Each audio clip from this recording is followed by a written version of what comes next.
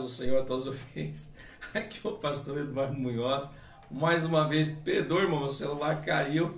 O celular caiu no chão. O irmão que estava assistindo viu. É ao vivo, né, irmão? Isso agora não foi editado. Agora vocês sabem que está sendo feito esse vídeo ao vivo. Então me perdoa, irmão, pelo que aconteceu. Eu vou recapitular de novo, né, para aqueles que estão entrando agora. Deus é maravilhoso, né? Então me perdoa pelo celular ter caído no chão aí. É tudo ao vivo, né? Ao vivo é assim mesmo, né? Bom, irmãos, vamos falar então. Vamos estar explicando de novo. Eu vou recapitular de ter caído o celular no chão aquilo que eu tinha falado no princípio. Nós estamos estudando as cartas de Paulo, mas deixa eu me apresentar os que estão vendo o vídeo agora. Meu nome é pastor Eduardo Munhoz. Sou da Assembleia de Deus Vida Nova, Rua Serra Dourada 768, no bairro Periolo. Nós somos o grupo GA de Vida Nova, grupo de estudo da Assembleia de Deus Vida Nova, né? Nós estamos aprendendo através do IBAD, que é Instituto Bíblico da Assembleia de Deus, o curso teológico. Nós estamos aprendendo sobre as cartas de Paulo, né? As cartas paulinas.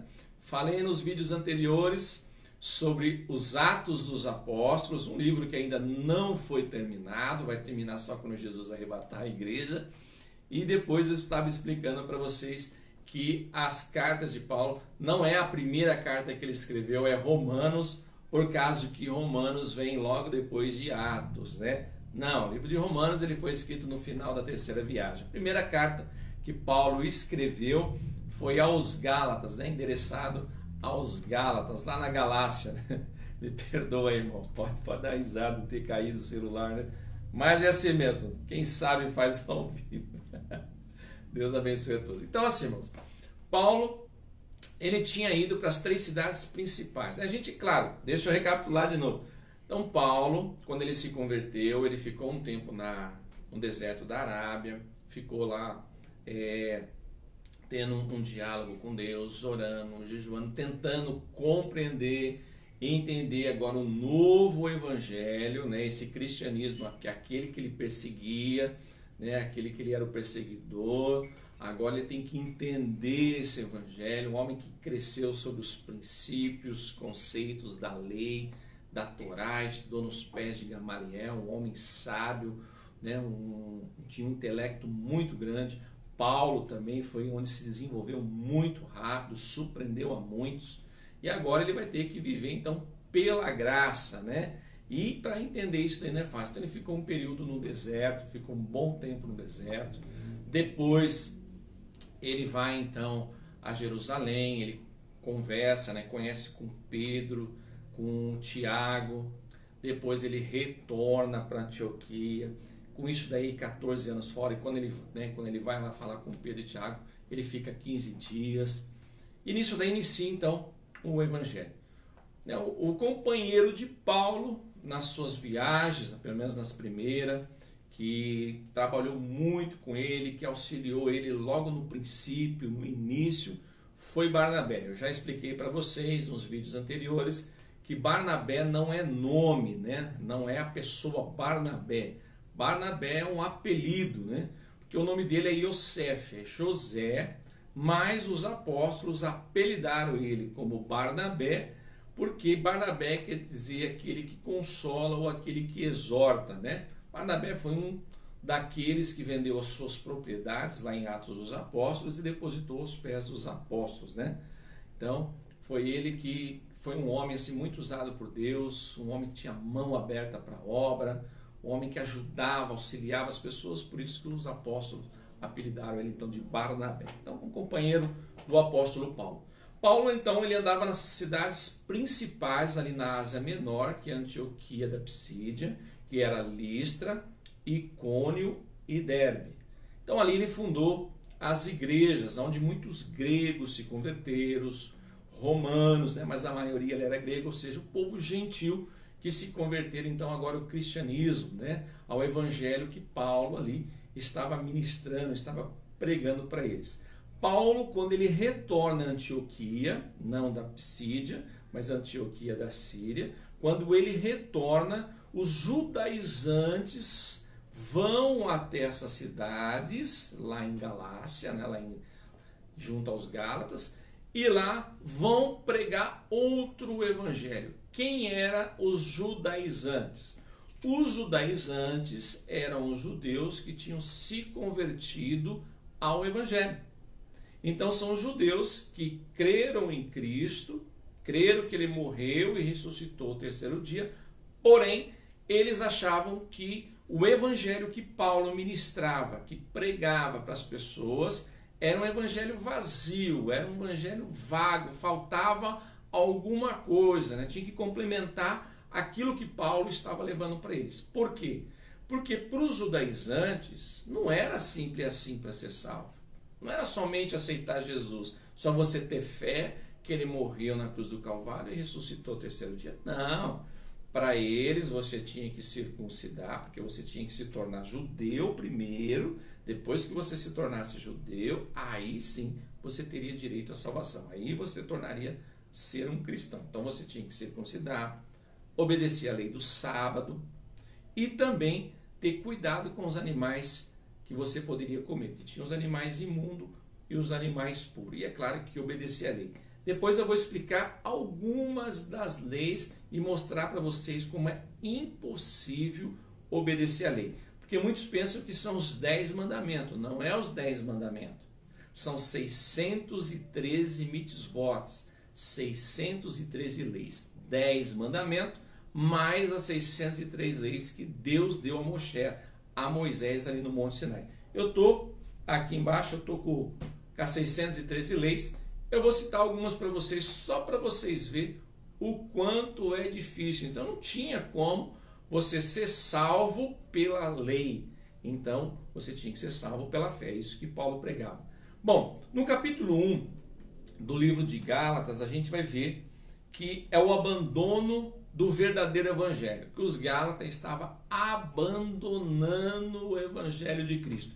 Eu vou ler com vocês aqui, estou com a Bíblia, que é mais velha do que eu, irmãos, essa Bíblia aqui, que o irmão me deu lá em São Paulo. Se ele estiver me assistindo, o irmão Jorge, um grande professor da escola bíblica, né?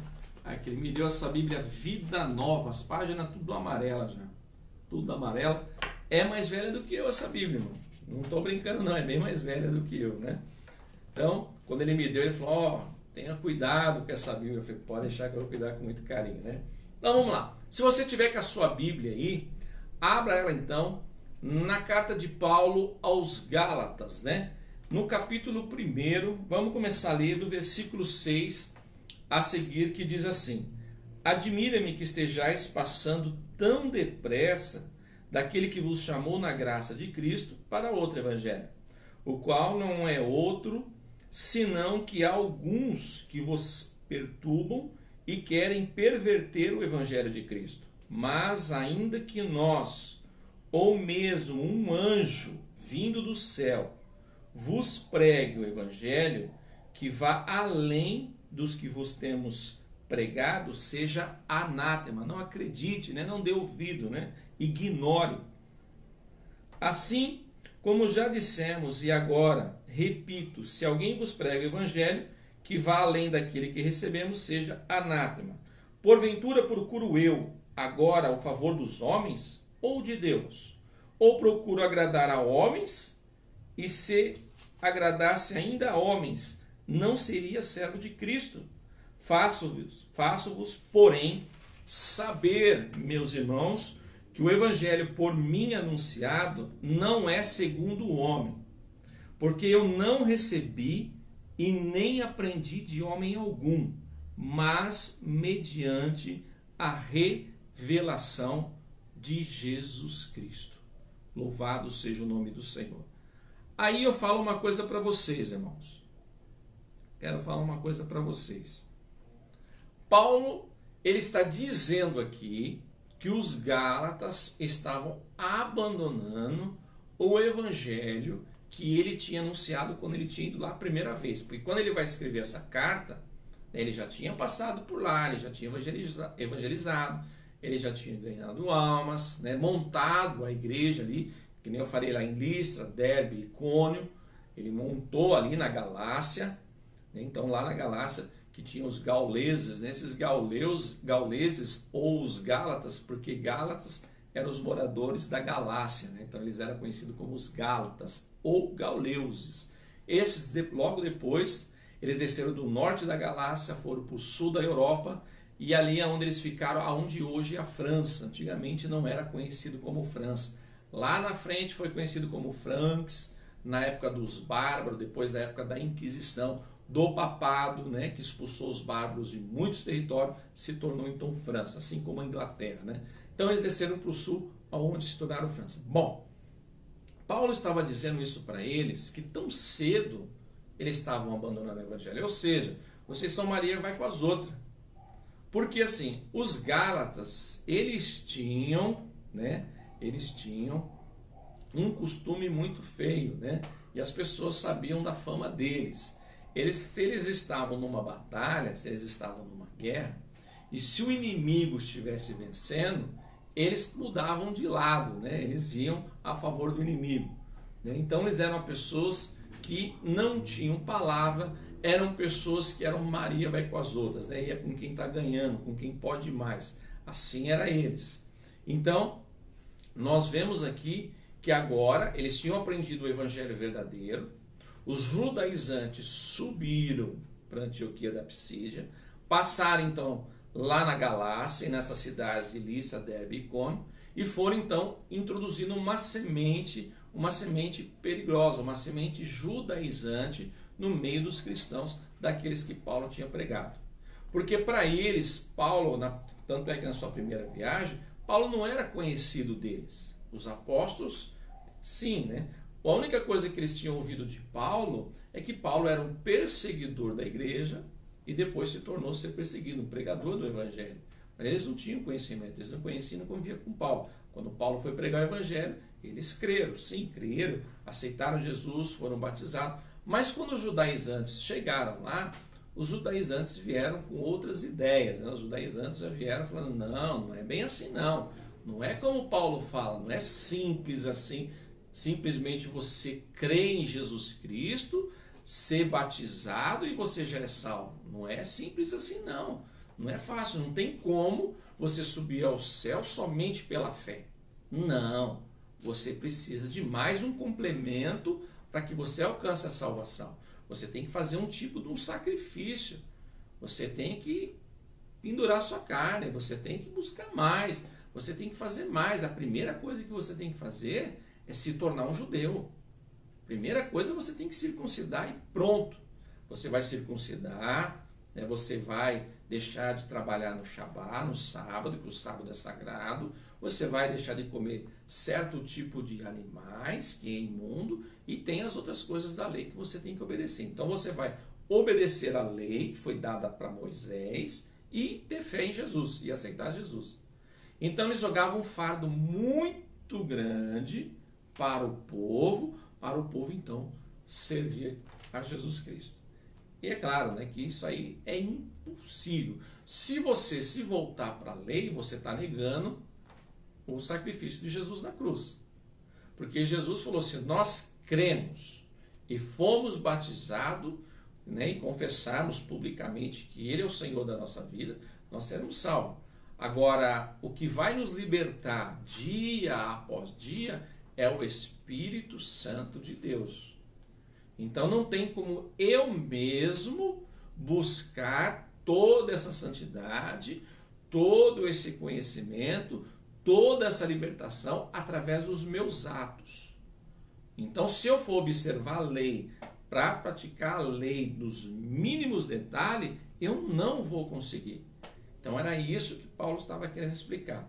Quando Paulo chega então em Antioquia da Síria, ele fica sabendo que os judaizantes estiveram nessas cidades principais, e nessas cidades principais então eles estavam implantando o judaísmo, querendo colocar a lei dentro do evangelho que ele tinha pregado, né?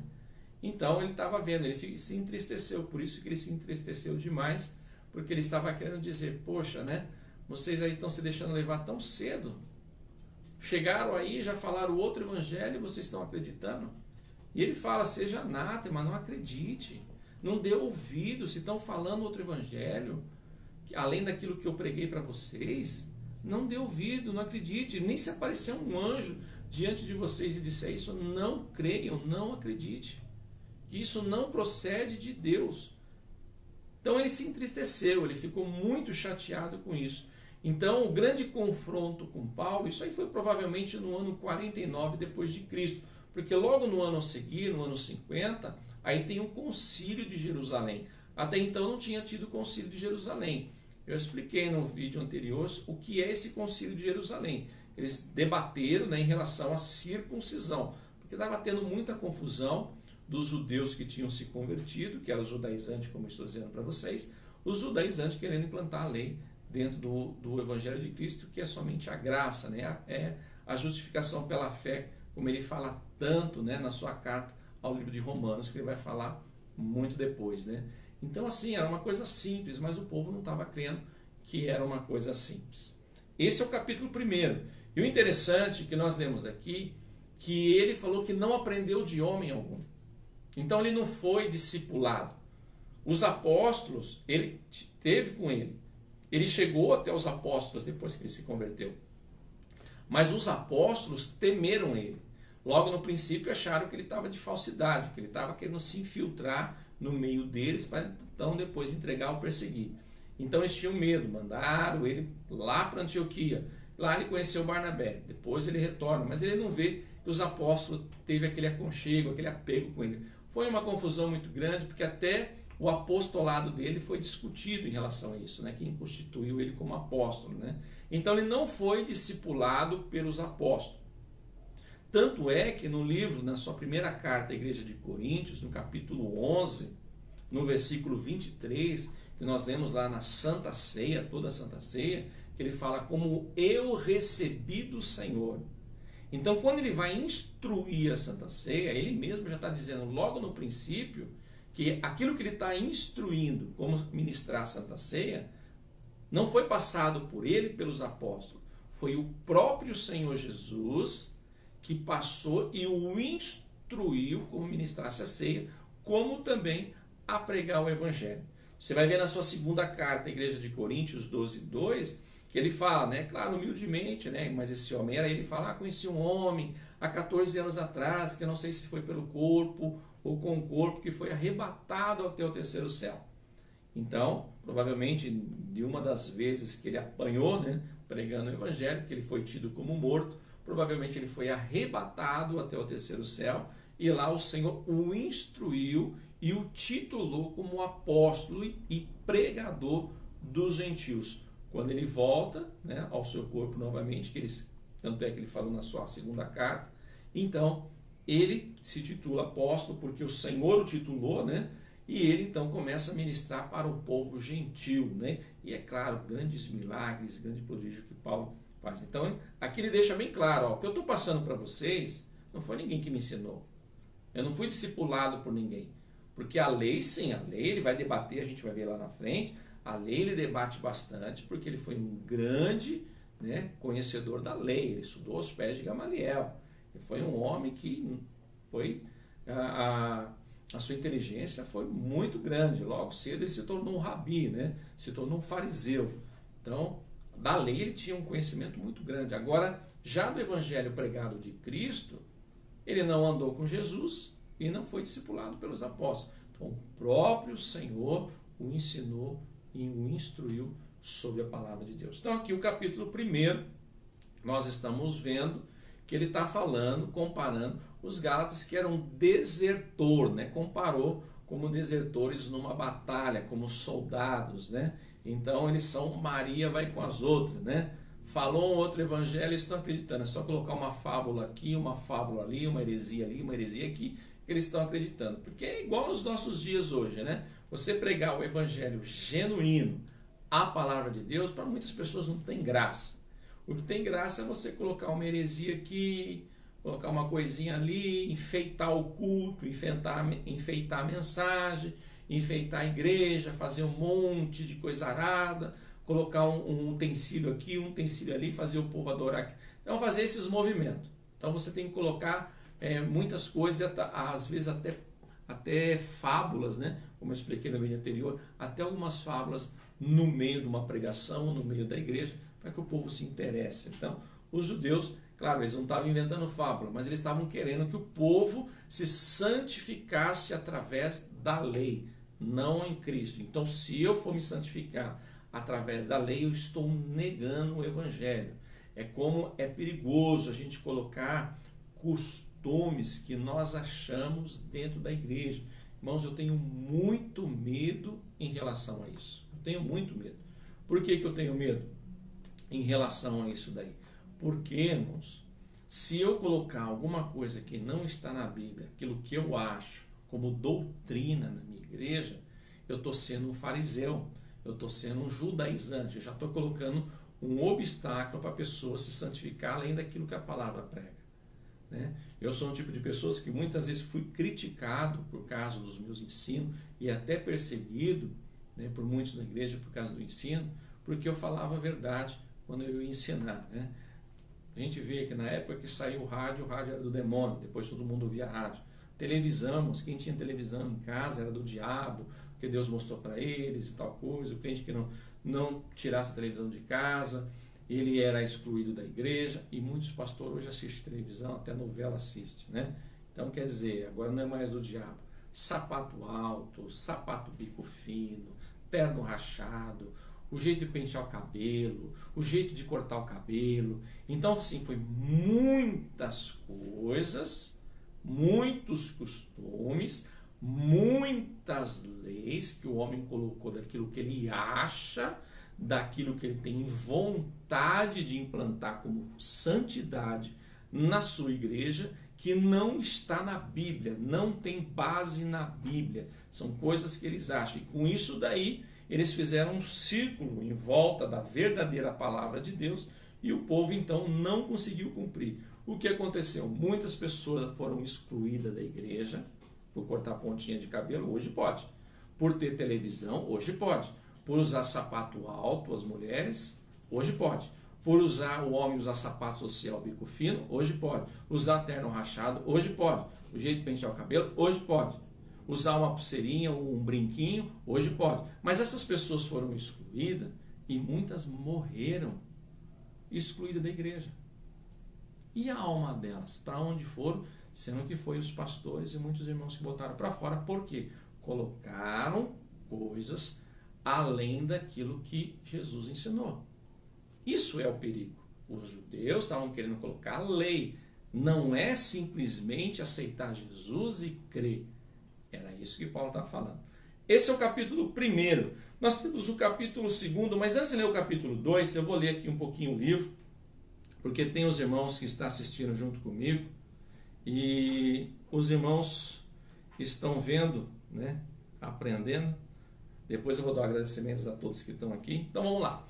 Os irmãos que estão fazendo o curso do IBAT, que vocês estão com o livro na mão, deixa eu ver quem está aqui. Está minha esposa que está vendo, está o Bira, está a Rafaela que faz o curso, a Grazi. Eu quero ver se os irmãos estão fazendo o curso, está aqui mesmo. Está faltando bastante gente. Está vendo? Tem gente que aproveita a quarentena para ficar em casa assistindo novela, assistindo filme, mas não aprendendo a palavra de Deus. Mas tem alguns aqui. Então vamos lá. Você que está com o seu livro na mão, Gálatas, o fundamento da graça libertadora. Só para nós não ficar só nas nossas palavras, né? A carta de Paulo aos Gálatas, escrita em 48 a 49 depois de Cristo, possivelmente depois de sua primeira viagem missionária, antes do Concílio de Jerusalém, como eu falei para vocês. Esse Concílio de Jerusalém está lá em Atos dos Apóstolos, capítulo 15, que eu expliquei nos vídeos anteriores, né? Tem como assunto principal a liberdade e a justificação pela fé, pontos de excelência defendidos pelo apóstolo, pois os judaizantes queriam que os gentios convertidos seguissem os ritos do Antigo Testamento como pressuposto para a salvação em Cristo. Nesse capítulo verificaremos a situação espiritual dos Gálatas, fato que motivou o comentário do servo de Deus e as 4 dimensões da liberdade cristã. A igreja na Galácia. Acredita-se que Paulo, ao escrever para os Gálatas, não tenha redigido para uma igreja em particular, mas para todas aquelas pertencentes à região sul da Galácia, uma região invadida pelos gauleuses em 270 a.C., que abrangia Antioquia da Pisídia, Icônio, Listra e Derbe, como eu falei para vocês. Essas igrejas fundadas na primeira viagem missionária do apóstolo estavam passando por forte crise devido à presença de falsos ensinadores que haviam se infiltrado naquele local para disseminar um evangelho legalista, regido por regras humanas. Por isso, em sua carta, Paulo não só perguntou o que havia enfeitiçado, né? Paulo estava comparando como se fosse um feitiço tivesse lançado sobre eles, né? Também apresentou em cada capítulo dessa comentários sobre esses falsos ensinos, né? Falsos mestres, falsos doutores. Jesus tinha avisado isso daí, né? A liberdade oferecida pelo Evangelho. A igreja cristã na Galácia atravessa uma crise doutrinária e espiritual. Doutrinária porque alguns crentes não mais queriam conservar o Evangelho pregado por Paulo, talvez por considerar a mensagem simples demais e espiritual, porque estavam abandonando a graça libertadora proveniente de Cristo. Em decorrência dessa situação, Deus levantou o destemido apóstolo para arrebatar os falsos mestres e mostrar que a verdadeira liberdade estava no genuíno Evangelho de Cristo. Por isso que eu não posso pregar outro evangelho a não ser aquilo que Jesus deixou, né? A gente comenta muito na igreja sobre doutrina. Pastor, o que é doutrina? Doutrina, irmãos, evangelizar e ajudar os órfãos, as viúvas, os necessitados, os enfermos. Isso é doutrina. Isso é doutrina bíblica, né? Aquilo que Jesus deixou. O restante é usos e costumes. É errado, pastor, por usos e costumes? Não é errado, desde que não seja um exagero, que você vai então desvirtuar a fé da pessoa, porque aí a pessoa vai achar que da maneira que ela anda, da maneira que ela se veste, ela já está sendo santificada. Mas a vida da pessoa, o coração da pessoa é totalmente voltado para o diabo, né? A aparência é uma aparência santa, mas dentro dele, dentro da mente dele, é voltado para o diabo. Então, nós não temos que olhar isso, a gente tem que ver a pessoa como testemunho, a maneira que ela fala, a maneira que ela anda, a maneira que ela expressa, as pessoas que ela ajuda. A pessoa tem que olhar para você e enxergar Cristo dentro de você, né? Mas a gente vai falar mais sobre isso. O capítulo 2. O capítulo 2, Paulo em Antioquia com alguns dos apóstolos. Interessante esse capítulo 2 aqui, que a gente vai ver agora Paulo, né, debatendo com Pedro, né, ou seja, repreendendo Pedro. Já pensou Paulo repreendendo Pedro, que era o líder da igreja, né? Foi aquele que andou com Jesus, foi aquele que andou sobre as águas para encontrar Jesus, aquele que muitas vezes falava até o que não devia falar, né? Ele era repreendido por Jesus, aquele que depois do batismo com o Espírito Santo, lá em Atos dos Apóstolos, né, descida do Espírito Santo, ele levanta e ministra e quase 3.000 almas são convertidas ao Senhor, e depois de uma outra pregação, quase 5.000 almas agora sendo repreendido pelo apóstolo Paulo, né? Mas por quê? Então nós vamos ver aqui no capítulo 2, você que está com a sua Bíblia, capítulo 2 e o versículo 11 a seguir. Vou mostrar para você como Paulo repreendeu Pedro, né? Quando, porém, Cefas, ou Kefas, né, que no hebraico quer dizer Pedro, que Pedro quer dizer rocha ou pedra, né, veio a Antioquia, não Antioquia da Psídia, Antioquia da Síria. Resiste-lhe face a face, porque se tornara repreensível. Com efeito, antes de chegarem alguns da parte de Tiago, comia com os gentios. Quando, porém, chegaram, afastou-se, por fim, veio apartar-se, temendo os da circuncisão. E também os demais judeus dissimularam com ele, ao ponto de o próprio Barnabé ter se deixado levar pela dissimulação deles. Então vocês veem que até o próprio Barnabé, aquele que andava com Paulo, que viu grandes prodígios, grandes milagres, porque louvado seja o nome de Jesus na vida de Paulo, porque as pessoas só acreditavam que Jesus era na vida de Paulo, porque ainda muitas pessoas temiam, porque é por causa dos milagres e prodígios que o acompanhavam, né? Paulo foi o único homem que teve os 9 dons, né? Paulo, o Senhor usou muito a vida dele, tremendamente, e as pessoas viam sinais na vida de Paulo, né? E com isso acreditavam naquilo que ele ministrava e pregava. Barnabé acompanhou isso daí. Barnabé, ele esteve do lado de Paulo o tempo todo. E ele viu o confronto, muitas vezes Paulo se entristecendo, muitas vezes Paulo ficando com raiva, que Paulo era difícil. Muitas vezes Paulo chorando, chateado por causa dos cristãos que estavam se voltando ao judaísmo, né, à lei. E agora a gente vê numa situação dessa. Então lá em Antioquia da Síria, estavam lá os gentios comendo, e ali então está Paulo, está Barnabé. De repente chega os judaizantes, não os fariseus, aqueles que criticavam. Os judaizantes é como eu falei, os judeus que tinham se convertido a Cristo, porém queriam impor a lei.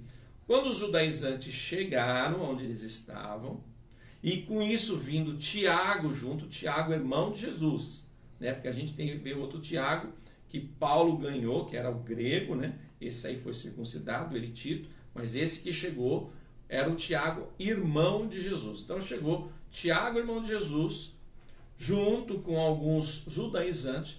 Quando Pedro viu, ele levantou da mesa, porque até então ele estava comendo com os gentios. Ele levantou da mesa, foi se afastando e foi aonde os judaizantes estavam.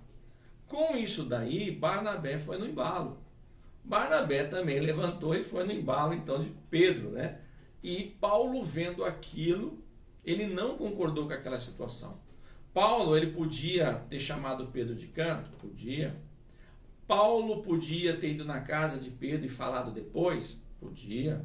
Paulo podia falar secretamente com Pedro? Podia. Só que Paulo repreendeu ele na frente de todos. Por quê? Se Paulo não fizesse isso e falasse secretamente, ou enviasse uma carta depois para Pedro que o que ele fez errado, ele ia incentivar os judaizantes a ter mais força para colocar pressão no meio dos gentios. Porque aí os gentios iam ver aquela situação, se Paulo ficasse quieto, e eles iam ver que os judaizantes tinham razão. Que eles tinham então que circuncidar e seguir a lei. Então Paulo precisava repreender Pedro na frente de todos, para que todos tivessem temor. Então Paulo falou com a autoridade do Espírito Santo, falando assim: ó, tu é judeu, você está comendo com os gentios, vivendo com os gentios. Agora de repente você levanta, agindo como se eles fossem pessoas, ou tivesse acepção deles, como se fossem pessoas que não fossem dignas da salvação. E Paulo descascou Pedro ali. Pedro ficou nervoso? Não. Pedro aceitou a repreensão. E é claro que aí então eles viram que não era pela lei, mas sim pela graça. O que justifica nós é a nossa fé em Cristo Jesus. Foi Ele que morreu na cruz do Calvário por nós, pelos nossos pecados. Eu não posso anular o sacrifício de Jesus. O que Paulo estava querendo dizer para eles, assim, nós somos um povo só. Agora os gentios deixaram de ser criatura, deixaram de ser gentio, agora eles são filhos, nós somos tudo um povo só. Nós entramos agora na descendência de Abraão, que a gente vai ver depois no capítulo 3, que Paulo vai citar muito sobre Abraão. Vai falar depois no capítulo 4 sobre Sara e Agar. Ele vai fazer umas comparações maravilhosas em relação a isso. Então Paulo estava tentando explicar que agora nós somos um povo só. Os gregos, eles não entendiam a lei. Eles não conheciam a lei judaica. É errado, pastor, servir a lei? Não é errado, mas se você procurar servir a lei como um meio de justificação, você vai padecer. Porque se você tropeçar em uma lei, você é maldito. A própria lei diz que se você tropeçar em uma, você é maldito. São 613 leis. Eu vou ler para vocês daqui a pouco algumas das leis. Eu não vou ler as 613, porque são 248 preceitos positivos e 365 negativos. formando um total de 613 mitzvot, 613 leis, que é um fardo pesado. Não tinha. Os judeus que nasciam e eram acostumados, ensinados a servir a lei, para eles já era difícil. Imagine para os gregos que não conheciam. Imagine para os romanos. Imagine se fosse para nós, né? Ia ser muito difícil, né? Deixa eu ver se tem. Ah, a Eliana, para discutir o assunto, Graça. Ela está ali vendo o vídeo lá, também está comentando. É igual acontecia em Tessalônica. Isso aí, Graça. Glória a Deus. Os irmãos estão participando aqui, depois eu vou ler bastante. Então, é isso que estava acontecendo. Capítulo 2, a gente vê então Paulo repreendendo Pedro, né? Porque Pedro tomou uma atitude hipócrita, né? Ele tomou uma atitude hipócrita. Pô, até então estava com os gentios lá, comendo, bebendo, rindo. De repente, pô, opa, deixa eu me afastar deles, que eles não são dignos de estar perto de mim, porque eu sou judeu. Não. Então, foi difícil. Imagine o quanto foi difícil para Paulo introduzir na mente dessas pessoas o que é o Evangelho. Gálatas, né, o pessoal lá na Galácia, deu muito trabalho para o apóstolo Paulo. Vamos voltar no livro, os irmãos aí que estão fazendo o curso.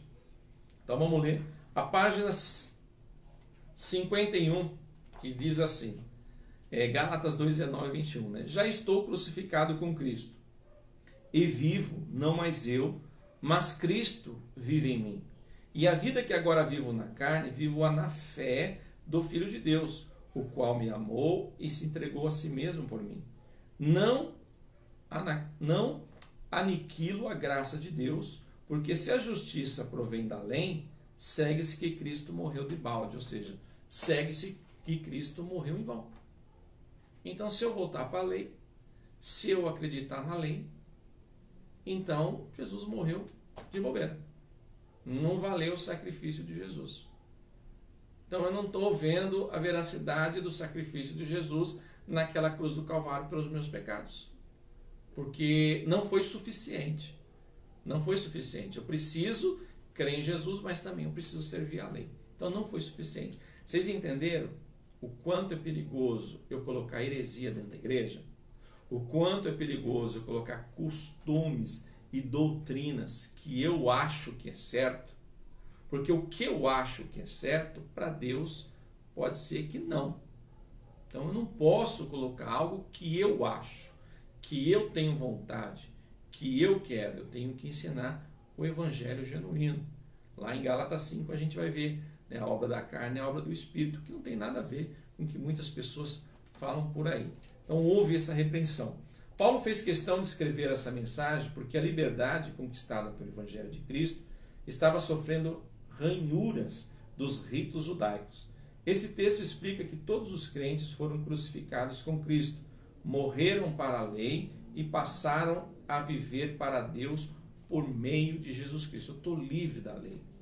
Eu estou livre, eu não preciso mais seguir aquela lei que me pesava. Claro, eu não vou anular a lei, eu não vou jogá-la fora, porque a lei nos ajuda muito, né? Eu já falei em outros vídeos anteriores, mas eu não vou seguir a lei como um meio de santificação. O meu meio de santificação é minha fé em Cristo Jesus. Quem vai me ajudar? Porque nós, irmãos, pecamos todos os dias, todo momento. Nós pecamos em pensamento, muitas vezes no falar, muitas vezes no olhar, nós pecamos.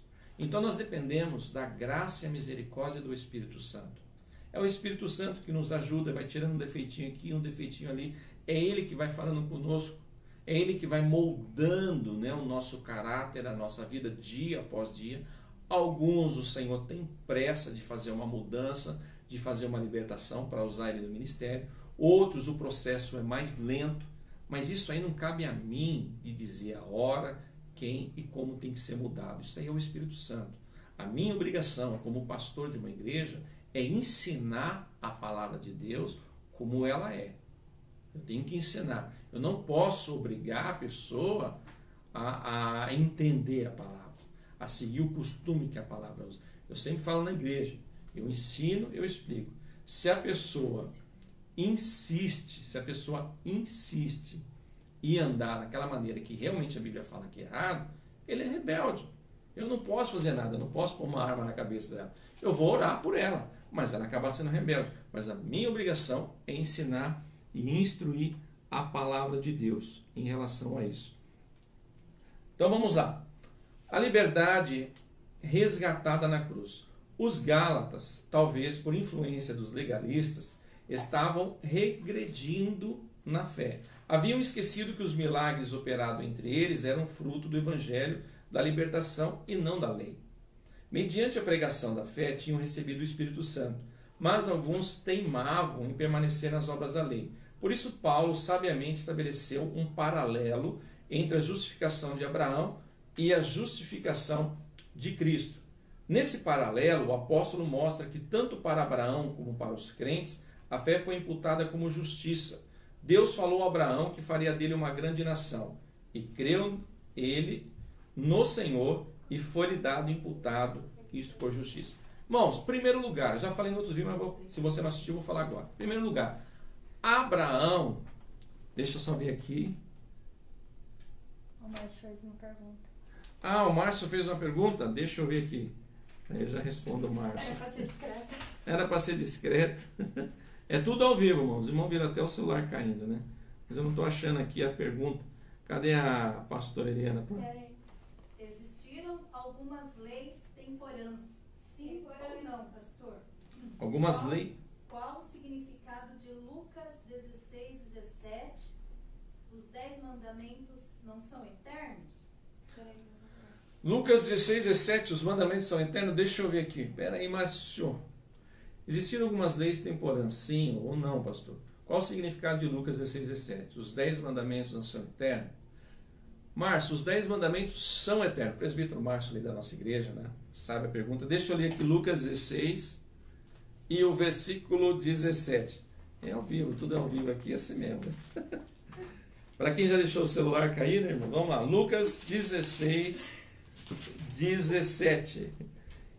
E é mais fácil passar o céu e a terra do que cair um tio sequer da lei. Pois é.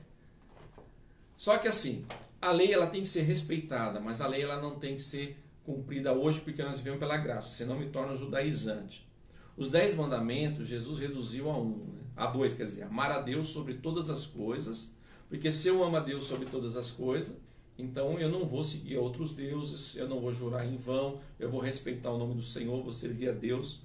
Se eu amar o meu próximo como a si mesmo, eu não vou cobiçar, eu não vou matar, eu não vou roubar, né? E assim por diante, porque o que eu não quero para mim, eu não quero para os outros. Então o Senhor simbolizou. Mas Márcio, daqui a pouquinho eu vou entrar na lei, aí a gente vai ver como é difícil. Eu não posso pegar pedaços da lei e falar assim, ó, essa aqui agora, essa aqui nós vamos seguir, essa aqui ficou esquecida. Não.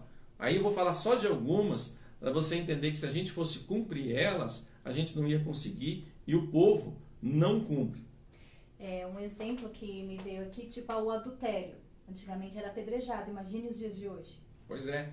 Quem fosse pego em adultério tinha que ser levado até o sumo sacerdote. É como se fosse hoje. Pegasse adultério, tinha que levar até o pastor pegava a pedra na mão e a igreja inteira matava apedrejado. Vamos matar ela que adulterou. Oh, meu Deus, quantos que iam morrer. Misericórdia. Já pensou? Eu não falo fora não, né? Eu falo na igreja, né? Infelizmente, é triste dizer isso, mas acontece isso muito dentro das igrejas evangélicas. Mas eu vou chegar nas leis, mas só um pouquinho, nós vamos pela lei. Aqui de Abraão. Abraão, se tiver mais pergunta aí, a pastora Eliana vai me auxiliando, tá bom?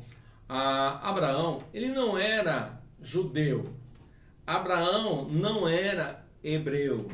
Lembra que eu falei que Abraão veio da onde? Ur dos Caldeus. Era uma cidade babilônica. Então, ele não era hebreu. Então, vamos pôr aí, ele era um gentil. Ele era um gentil, né? Então, assim, mas Deus falou com Abraão que era para ele sair do meio da sua parentela. Isso aí não é viver pela fé? Imagine um homem que cresceu, está lá sua família, lá em Ur dos Caldeus, o pai de Abraão, o próprio Abraão, toda a sua família fazia ídolos, eles fabricavam todo tipo de ídolos, né, que eram os deuses, né, e vendiam, então eles comercializavam ídolos. Então, eles ali que fabricavam a idolatria e ainda lucravam em cima da idolatria.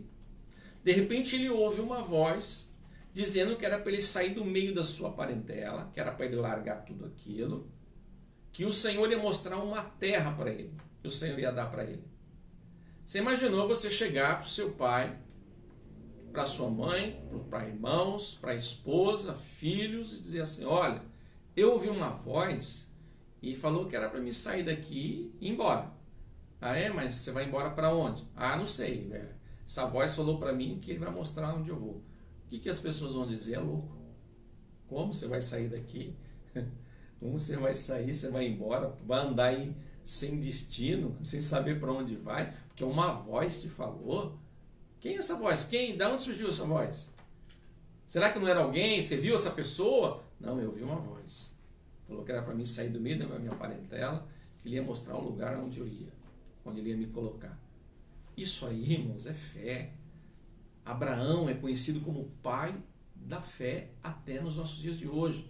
Não é só pelo povo judeu. O Islã, os árabes, os muçulmanos, todos eles reconhecem Abraão como pai da fé. Porque ele obedeceu à voz do Senhor, largou tudo, deixou família, deixou a vida que ele tinha com lucros fazendo ídolos, né? O seu comércio, a sua empresa, vamos por dizer assim, largou tudo e saiu andando. Claro que a gente viu que o seu pai foi atrás, logo depois seu pai morreu, né? O seu sobrinho Ló também foi atrás, né? A gente conhece toda a história.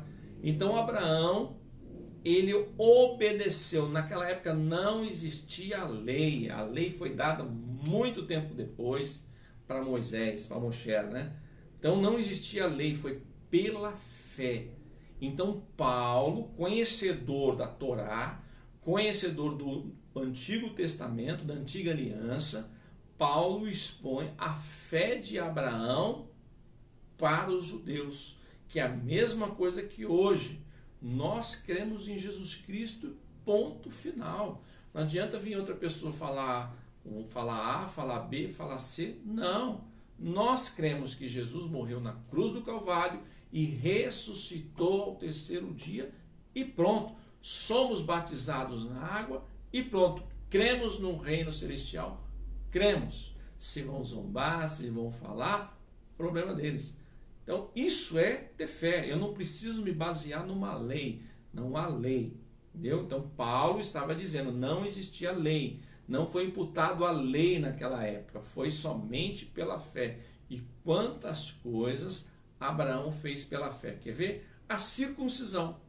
A circuncisão, Deus colocou para Abraão, mas não existia a lei. Mas Abraão circuncidou Ismael e circuncidou Isaac. Depois a gente vai ver que um foi filho da carne e outro filho do Espírito, né? Ou filho da promessa. A gente vai explicar sobre isso, que Paulo vai dizer no capítulo 3. Então, assim, ele usa Abraão para explicar tanto para os judeus como para os gentios o que era fé, o que é ter fé. Não preciso ter algo para me apalpar para ter fé. Eu não preciso pegar esse celular aqui, falar, esse celular eu vou ter uma conexão com Deus. Eu não preciso disso. Eu creio que se eu falar com o Senhor dirigindo, o meu joelho dobrado, deitado, pastor, mas é falta de respeito, tá? E se você estiver numa cama enfermo e não puder nem levantar, você vai falar deitado.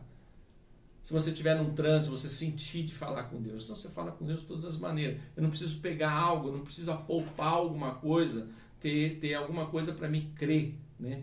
Ter um intercessor, né? Algo intercessor para me chegar até Deus. Eu vivo pela fé. Então Paulo, ele estava deixando bem claro para eles, né?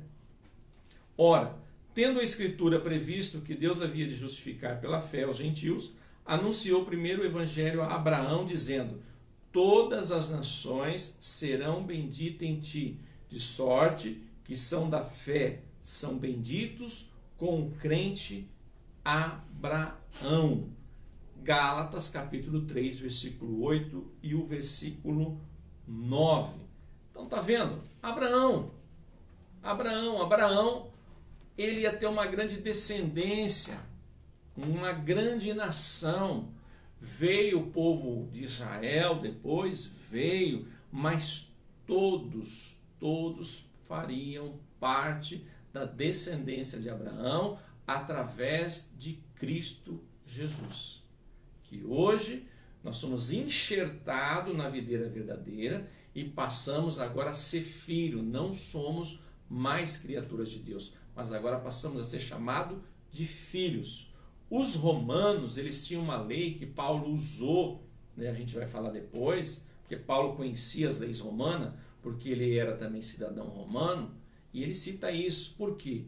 Paulo dizia que na lei romana, quando um romano adotava uma criança, ele passava a ser filho e ter os direitos dos outros filhos legítimos daquele pai e daquela mãe.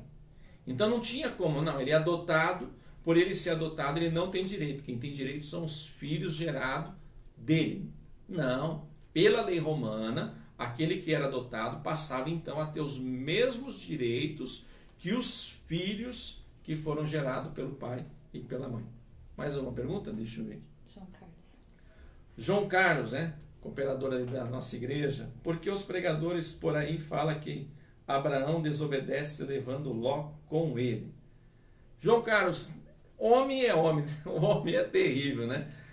Eu creio que foi assim.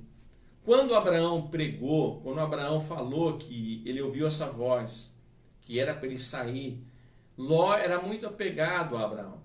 E Ló não queria sair de perto.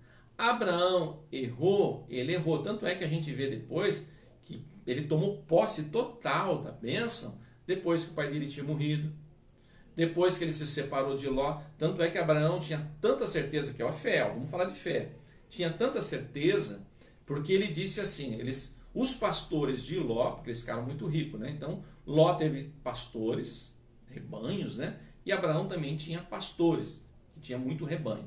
Os pastores de Ló e os pastores de Abraão começaram a entrar em contrito, em confusão. Não era Abraão e Ló que estavam brigando, eram os pastores deles.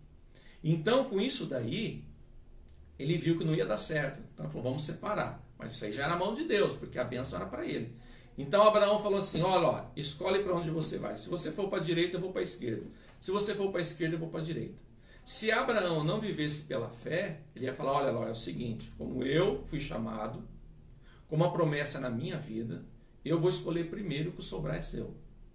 Mas Abraão tinha tanta certeza que Deus tinha promessa na vida dele, Deus ia abençoar ele, que ele falou, escolhe primeiro, Ló. Se você escolher a direita, eu vou para a esquerda. Ló viu aquelas campinas bonitas de Sodoma e Gomorra, e Ló escolheu para ir para Sodoma e Gomorra, enquanto Abraão foi para os lados rochosos, montanhosos. Mas quem que foi abençoado? Foi Abraão. Ló, a gente soube que foi capturado, depois Abraão intercedeu por ele. Mais perguntas? Ademar, também lá da nossa igreja, qual o significado de Deus mudar os nomes, né? O significado era como se fosse promessas na vida da pessoa. Eu vou até comentar depois, Ademar, em relação a isso, e aí a gente encaixa tudo no assunto. Mas é interessante essa sua pergunta. Era promessa na vida das pessoas, né? Porque, se eu não me engano, Abrão tinha um significado, Sarai tinha um significado, se tornou Abraão para Deus, abrangiu, né, a promessa na vida dele, que tem um significado, e de Sarai para Sara, também abrangiu as promessas na vida de Sara, por isso deixou de ser Sarai. A gente vai falar depois sobre isso, tá bom, Neymar? Mas me lembra aí. Então vamos lá. Então no capítulo 2 a gente vimos isso. Agora o capítulo 3, mais pergunta? A Grazi deixou uma observação. Uma observação, Grazi? Temos que pôr uma observação, que há casos isolados como a serpente de bronze no deserto. Aí vocês querem voltar para Abraão, né? Mas tá bom, Grazi. É assim, na serpente de bronze, eu não vou explicar tudo porque aí a gente vai fugir um pouco. Mas na serpente de bronze, porque as pessoas murmuravam demais, estavam murmurando muito. E ali onde eles estavam sendo picados por muitas serpentes. Tinha muitas serpentes, muitas pessoas morrendo. E eles começaram a murmurar para Moisés. Deus então faz uma serpente de bronze, põe no alto, que isso aí tem um significativo, porque ela ficou numa estaca, porque a estaca é como se fosse uma cruz, essa serpente de bronze que tem um significado ali, né? Mas isso aí é no outro estudo, a gente aprendemos lá em Pentateuco, a gente aprendemos sobre isso, e tem o significado que as pessoas então olhavam com a serpente de bronze e eram curados, né? Mas pode perguntando aí. Vamos ao capítulo 3. O capítulo 3, aí a gente vai falar sobre algumas leis que eu falei para vocês, que é interessante. O capítulo 3, Abraão justificado pela fé. Interessante, vamos lá ler o capítulo 3, que a gente vai estar lendo aqui no versículo 23. A tutela da lei para nos conduzir a Cristo. Mas antes que viesse a fé, estávamos sob a tutela da lei, e nela encerrados para essa fé, que de futuro haveria de revelar-se. De maneira que a lei nos serviu de aio para nos conduzir a Cristo, a fim de que fôssemos justificados por fé. Mas, tendo vindo a fé, já não permanecemos subordinados ao aio, pois todos vós sois filhos de Deus, mediante a fé em Cristo Jesus. Porque todos quantos fostes batizados em Cristo, de Cristo vos revestides. Dessarte, não pode haver judeu nem grego, nem escravo nem liberto, nem homem nem mulher, porque todos vós sois um em Cristo Jesus. E se sois de Cristo, também sois descendentes de Abraão e herdeiros segundo a promessa. Como eu falei, Paulo é tão inteligente, ele traz as coisas que ele era acostumado a ver. Quando ele fala tutor, né, ou que nem ele pôs aqui o título tutela, né, mas é tutor. Ele estava dizendo que na época, né, dele, quando ele era pequeno, que ele começou a estudar, não ainda aos pés de Gamaliel, mas quando ele começou a aprender o hebraico, como eu já falei, quando a criança aprende a falar, né, o pai já vai ensinando, né, Shema Israel, Adonai Eloheinu, Adonai Echad. Ouve Israel, o eterno é nosso Deus, o eterno é um. Então as primeiras palavras é que o menino creia que existe somente um Deus, não há outro Deus fora o Deus de Israel. Então ele vai aprendendo. Quando ele vai, vamos dizer, à escola, ele fica aos cuidados de um tutor. Esse tutor que leva ele e traz ele para casa. E vai cuidando dele até o dia que ele tem uma idade suficiente, que ele passa por Bar Mitzvah, e ali então ele vai estudar como se fosse já a teologia. Ele passou pelo crivo, agora ele vai estudar.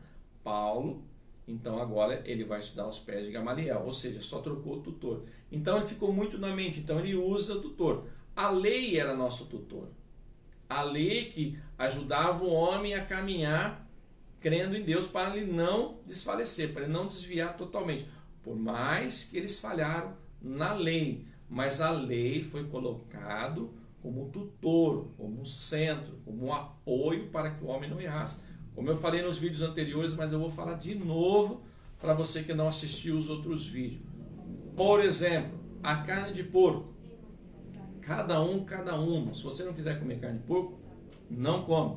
Carne de porco, a gente sabe que é uma carne que tem muitas doenças, né? Por mais nos nossos dias que tem muita tecnologia, tem muita coisa, muitos temperos, muitas coisas que as pessoas fazem para eliminar, ainda acaba então pegando algum certo tipo de doença. Difícil. Mas imagina antigamente que não tinha aquilo que nós temos hoje. Então Deus, vendo que tanto a carne de porco como os outros tipos de animais trariam doença para os homens, então Deus colocou como animal imundo, porque Deus queria que o homem vivesse muitos anos. Como também eu falei da circuncisão, já expliquei para vocês a circuncisão, para que o homem, além de ser aliança, também para que o homem não passasse doenças para a mulher, ele era circuncidado também por causa disso. Porque o adultério, para que não havesse sofrimento, dor, perca, e também não havesse doença. Fornicação, para que não passasse doenças, e assim por diante. O cuidado de Deus era tão grande, e o que Deus pedia eram algumas coisas que o homem fizesse em sacrifício, então para que houvesse essa comunhão com ele. Mas eu vou ler algumas leis, eu tenho aqui, eu vou ler para vocês. São 613 leis, 248 preceitos positivos e 365 preceitos negativos. Tá vendo? Quer ver como é difícil? Então vamos lá, Márcio, na sua pergunta, né? Sobre lei. Então a palavra diz que se eu tropeçar nenhuma, eu sou maldito. Se eu tropeçar nenhuma, eu tropecei em todas as leis. Então vamos começar aqui pelos preceitos negativos 248. Eu não vou ler todas, 248. Então eu vou ler aqui somente a 14 e a 15. A lei 14 e a lei 15. A lei 14 diz: fazer tizite, tizite, e farão para si fímbrias. O que é o tizite? O tizite, irmãos, é um manto de oração, que tem as franjas. Essas franjas têm 613 nó. Esses 613 nós são tizite, as franjas do manto de oração. Como as pessoas falam, né? O chale, né? Tem que ter a cor azul, que simboliza o céu e o mar, e o branco, a pureza, né? A pureza e a santidade de Deus. Os 613 nó nas franjas do tizite, que é conhecido como tizite, são as 613 leis. Uma na ponta direita, ela é maior, com 3 nó, simbolizando, é claro, o Pai, o Filho e o Espírito Santo. E ela é azul e branco, e esse azul é tingido de um peixe, que hoje não existe mais, um peixe que eles tiravam, né? Tipo um corante dele, para usar como tinta, era um peixe especial. Então, esse é o tizite. Então tem muitas pessoas que falam, isso aí é bobeira, tem muito pastor que quer ser judeu, que é errado, que usa esse chale. Eu já vi muitos pastores fazer charcota disso daí, mas está na lei aqui, ó. Fazer tizite, e farão para si fímbrias. Pastor, isso aí está na lei, nem está na Bíblia, não está? Deuteronômio, capítulo 22 e o versículo 12. Eu vou provar para vocês na Bíblia. Deuteronômio, vamos lá, todo mundo junto aí comigo. Deuteronômio 22 e 12. Vamos ver se isso é invenção. 22, 12. Farás borlas nos 4 cantos do teu manto, com que te cobrires. Na tradução judaica, o tizite. Manto é o manto de oração, que muitas pessoas fazem charcota dizendo que é chale. Lei número 14. Aí eu te falo, os irmãos fazem isso hoje? Estão usando o talit com os tizite? Estão usando os mantos de oração? Então quebrou a lei, já se tornou maldito. Porque é obrigado na lei, tem que usar. Está aqui na lei, Deuteronômio 22, 12. Lei número 14 dos preceitos positivos. 248 preceitos positivos. Lei número 14, Deuteronômio 22, 12. Está aqui. Não usa o tizite, então você está perdido. Você é maldito. Lei número 15. Colocar mezuzá. Pois eu vou explicar o que é mezuzá. Colocar mezuzá, que é um pergaminho contendo as 2 primeiras partes do Shema Israel, nos umbrais da porta. O mezuzá, negocinho pequenininho, que tem lá o Shema Israel, Adonai Eloheinu, né? Adonai Echad, ouve Israel, o Eterno é nosso Deus, o Eterno é um. Eles colocam no umbral da porta. Então, quando o judeu vai entrar, ele beija a mão e beija o mezuzá em respeito. Porque ali está que o Deus é o único, Deus é o Eterno. Então eu tenho que usar o mezuzá. Ah, pastor, isso não existe. Deuteronômio capítulo 6 e o versículo 9. Vamos lá. Você que quer lei, né? Quer servir a lei. Deuteronômio capítulo 6, versículo 9. Se você quiser ir marcando, isso é só algumas leis. São 613, irmãos. Eu só vou ler algumas só para vocês entenderem o que é difícil. Deuteronômio 6, 9. E as escreverás nos umbrais de tua casa e nas tuas portas. Esse é o mezuzá. Mais pergunta? Qual a diferença do talit para o tizite? O talit, Grazi, é o manto de oração, né? Como falam aquele chale. O tizite é as franjas. Tizite é as franjas. Quando aquela mulher do fluxo de sangue, que fala assim, ela tocou na orla de Jesus e foi curado. Se você pegar a Bíblia judaica, fala que ela tocou no tizite. Quando ela tocou no tizite, ela tocou nas leis. Quem era o Senhor da lei? Quem era o autor das leis? Não era o Senhor Jesus, que é o nosso Deus? Então, imagine, ela tocou na lei, porque isso está escrito no Velho Testamento. Ela tocou na lei. O dono da lei estava vestido o talit. Então, quando ela tocou na lei, que as franjas do tizite, automaticamente ela foi curada. Ela cumpriu uma profecia. Lei número 15, né? Mas tem mais aqui, vamos ver. Eu quero ler com vocês. Vai olhando para o meio, depois para aparecer as perguntas, o Márcio perguntou também. Tá, já vou já. Lei número 164 da 248. Jejuar no dia 10º, no 10º mês, chamado de Yom Kippur. No 10º dia do mês, angustiareis. Angustiareis. Levítico, que é o livro de Vaikra, capítulo 15 e o versículo 29. Esse é o Yom Kippur. Nós fazemos na nossa igreja, né? Todo ano nós fazemos o Yom Kippur, que é o dia do perdão, o dia da expiação. Nós temos o Rosh Hashanah, que é 10 dias antes, né? Que é a virada do ano novo, e o dia do Yom Kippur, que é o dia do perdão, a semana do ano novo. Já expliquei várias vezes o que quer dizer o Yom Kippur. Algumas igrejas fazem, nós fazemos, porque o Yom Kippur é um mandamento eterno. Por que que a gente usa o Yom Kippur? Aí entra Márcio. O Márcio fala, porque algumas leis sim, outras não. Nós vemos que o próprio apóstolo Paulo, em Atos dos Apóstolos, ele fala sobre o Yom Kippur, que tinha passado o grande dia, o dia do Yom Kippur. Então, ele mesmo fala. Os judeus utilizam isso. Por quê? O Yom Kippur, ele é um mandamento perpétuo, é claro, tem leis que sim, mas o significado dele, o significado do Yom Kippur, né, ele é tremendo, tanto na nossa vida espiritual, como na vida material, porque o ano novo que todos comemoram é um calendário romano, um calendário solar, o calendário lunar, que é o bíblico, não é o mês 1º de janeiro, né? Mas seria outubro ou setembro, depende da lua.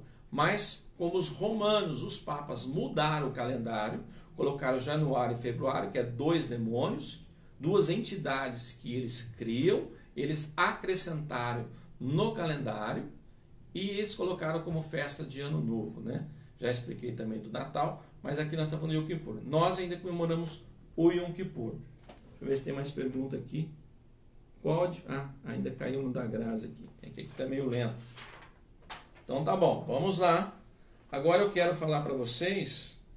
Aqui nós estamos nos preceitos negativos. 365, preceito negativo. Lei número 44 do preceito negativo. Diz assim: não tirar toda a barba, conforme faziam os idólatras no passado. Livro de Vaikra, livro de Levítico, capítulo 19, versículo 27. Então você que tira a barba, você vai para o inferno porque você é idólatra, né? Você quer seguir a lei, né?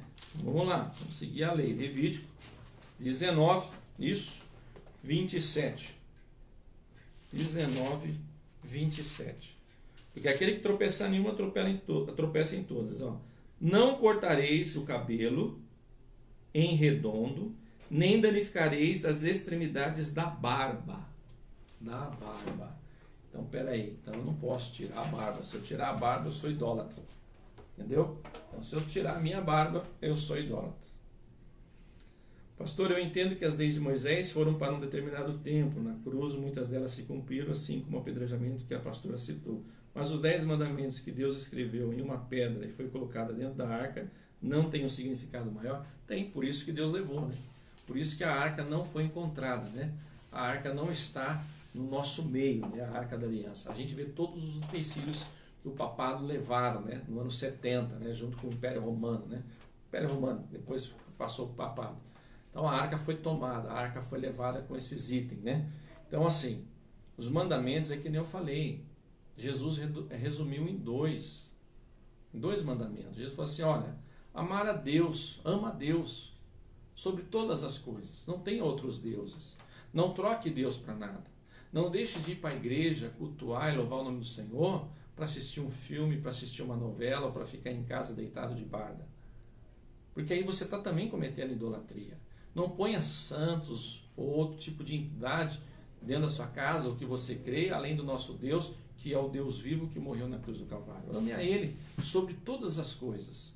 E o teu próximo como a si mesmo. Porque se eu não quero mal para mim, o que eu não quero para mim, eu não quero para os outros. Esse não cortareis o cabelo arredondado, os cantos da voz, o que dizer? É a maneira que, naquela época, os pagãos, sacerdotes de Dagon e outros cortavam, né? É a maneira que eles cortavam. O jeito que era o cabelo Eu não sei porque não tem dado, só fala arredondado. Mas os sacerdotes, eles cortavam de uma outra forma. Que nem eles tiravam a barba, eles não usavam barba, né? Eles tinham a pele lisa e os cabelos eram arredondados, como diz a Bíblia. Mas a forma que eles cortavam, aí eu já não sei, Grazi. Aí eu já não tenho esse conhecimento, né? A gente vê lá, quando Paulo vai escrever a sua carta, a igreja de Corinto, a gente sabe das mulheres que serviam a deusa Diana, e rapavam e tosqueavam, né? Aí a gente tem um conhecimento. Mas dessa parte que diz a lei, eu não entendo. O que se sabe é que os homens naquela época tinham os cabelos compridos. Os guerreiros faziam tranças, né? Colocavam fio de ouros no cabelo, até na barba eles colocavam, e era símbolo de masculinidade, juventude, né? Então aqui, mas vamos voltar para a lei. Então, a barba. Aí muitos pastores que não têm conhecimento da Bíblia e pregam o que acham, que diz que barba é do diabo, que barba não está na Bíblia, que esses pastores que usam barba está errado. Na minha igreja pastor de barba não prega. Sabe por quê? Porque não conhece Bíblia. Porque se você for servir lei, aqui ó, lei 44, não tirar toda a barba conforme faziam os idólatras no passado.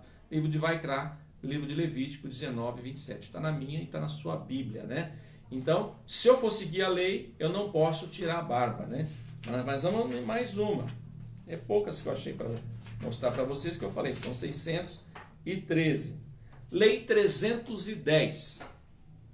Não deixar viver o mago, feiticeira não deixarás viver. Opa, então eu vou ter que sair matando todos aqueles que praticam feitiçaria, né? Fez qualquer tipo de bruxaria, eu tenho que matar, eu tenho que sair matando. Porque na lei diz, está aqui, livro de Êxodo, livro de Shemot, capítulo 22, versículo 17. Então eu não posso perdoar a feiticeira, não, tem que matar, não posso perdoar o macumbeiro, entendeu? Está na lei, então vou viver a lei, eu tenho que fazer isso daí, porque a lei me manda fazer isso. Estão vendo? São poucas leis que eu estou citando para vocês. São 613, se eu for citar 613, então misericórdia, como que a gente vai viver? Só essas daqui que eu citei para vocês, o homem já não consegue cumprir. Só essas daqui que é simples. É simples, é lei simples, o homem não consegue. Não consegue se habituar nessas leis simples que eu citei. Imagine se eu for citar as mais pesadas que tem aqui. Tem leis aqui que é pesada, que só misericórdia de Deus. Tem muita lei aqui que é só misericórdia de Deus, irmãos. Para você fazer. E os rituais? E os rituais de sacrifício? E os rituais de culto para cada festividade? Imaginem. E as primícias, que são os dízimos? Falar em primícia, o povo já fica tudo descrente. Não, isso aí não é para mim. Mas também fala das primícias. Fala de tudo isso.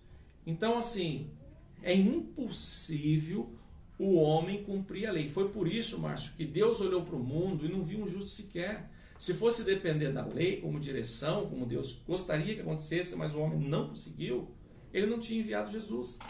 Mas como ele viu que o homem não conseguiu cumprir a lei, então ele teve que enviar Jesus Cristo para morrer na cruz por nós, pelos nossos pecados e transgressões. Nós temos que respeitar a lei. É que nem eu falei, né? A parte do comer. A parte do comer e do beber a gente respeita, né? A minha filha Bianca, sobre horóscopo, porque muitos crentes em inocência olham é considerado uma feitiçaria. Com certeza, você está consultando, né, um feiticeiro, um oráculo. Tudo aquilo que não provém de Deus é feitiçaria, é magia, é coisa do diabo.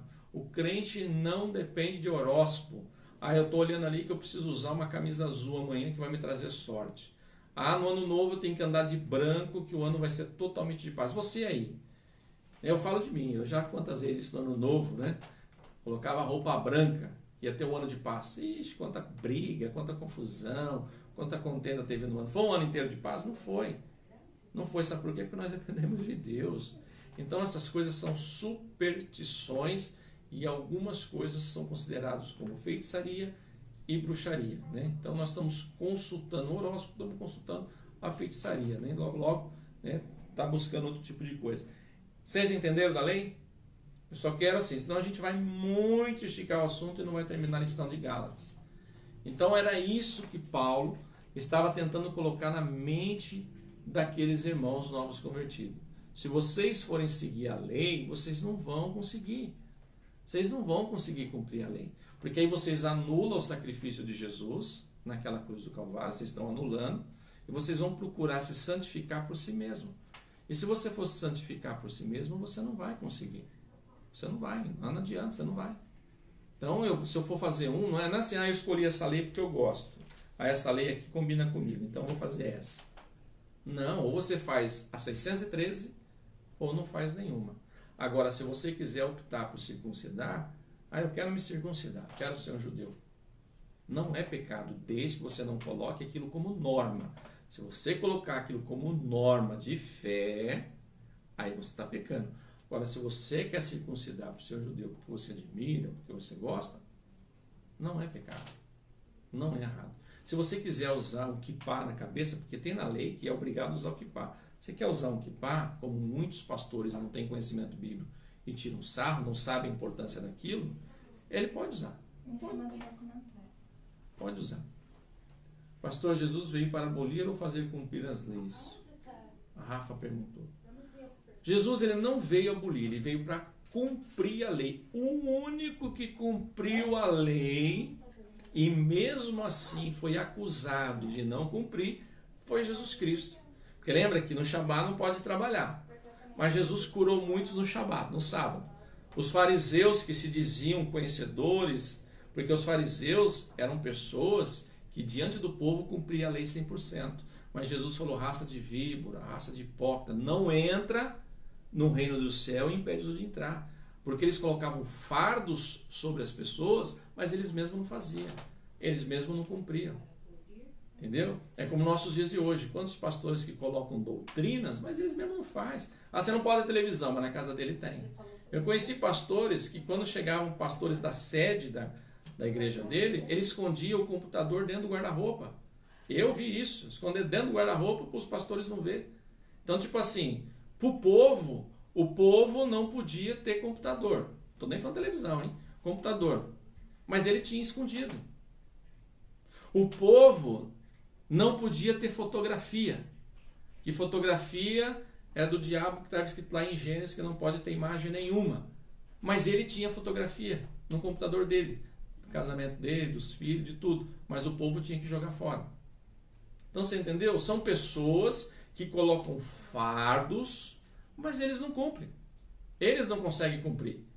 Você entendeu? Então aqui é a mesma coisa. Os fariseus usavam a lei, obrigavam que o povo usava a lei, quiseram que Jesus cumprisse a lei, tanto é que Jesus cumpriu, mas eles debatiam com Jesus porque ele curava no sábado.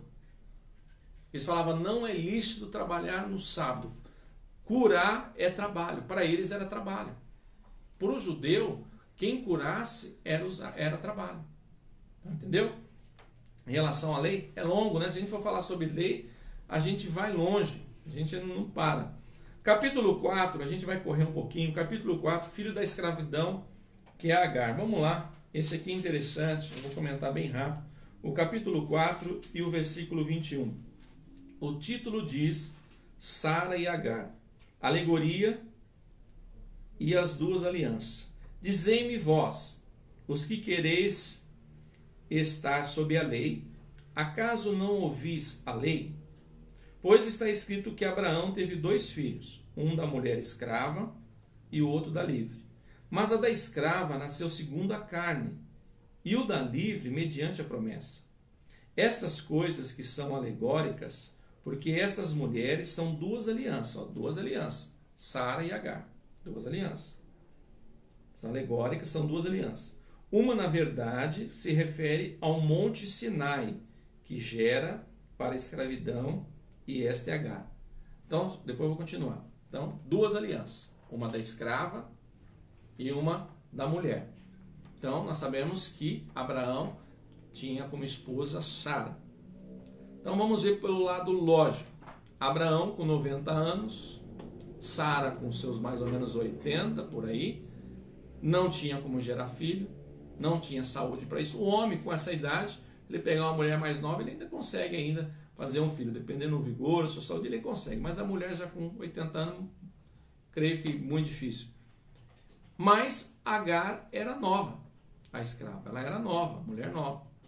Quando Sara pediu para Abraão se deitar com Agar, para que ela gerasse filho, ela queria dar uma ajudinha para Deus, né? Se Deus fez uma promessa que você vai ter uma descendência, vai ter um filho, comigo não é.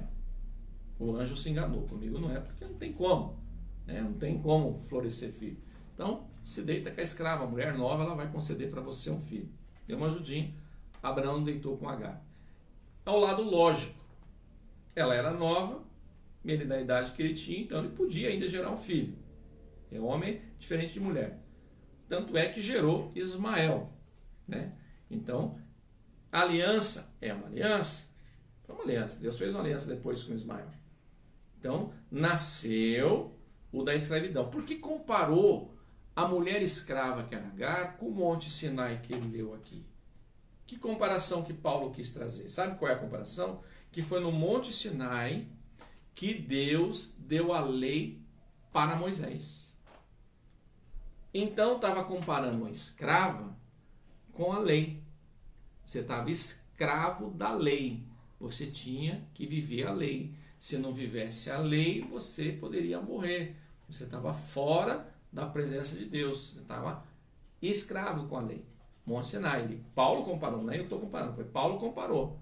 Já Sara, por ela não poder conceder filho, e ela gerou um filho de Abraão, foi um milagre. Veio de cima, veio do alto. Não veio da terra, como Paulo comparou com o Monte Sinai. É uma promessa espiritual.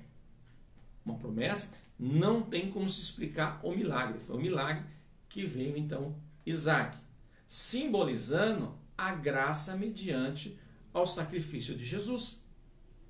Então, Agar simboliza a escravidão, onde Paulo usou o Monte Sinai, que foi dado a lei, como sendo escravo, e comparou Isaac, o filho da promessa, com a graça imerecida que nós temos através do sacrifício de Jesus no Calvário.